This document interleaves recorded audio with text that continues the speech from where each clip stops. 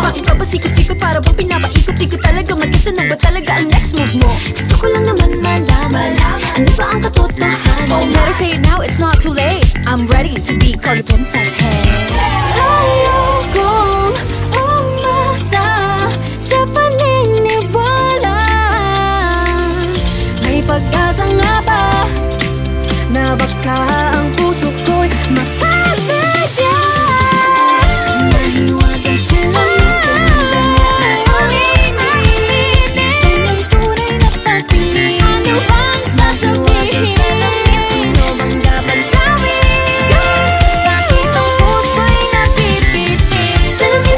sa dingding na sila ang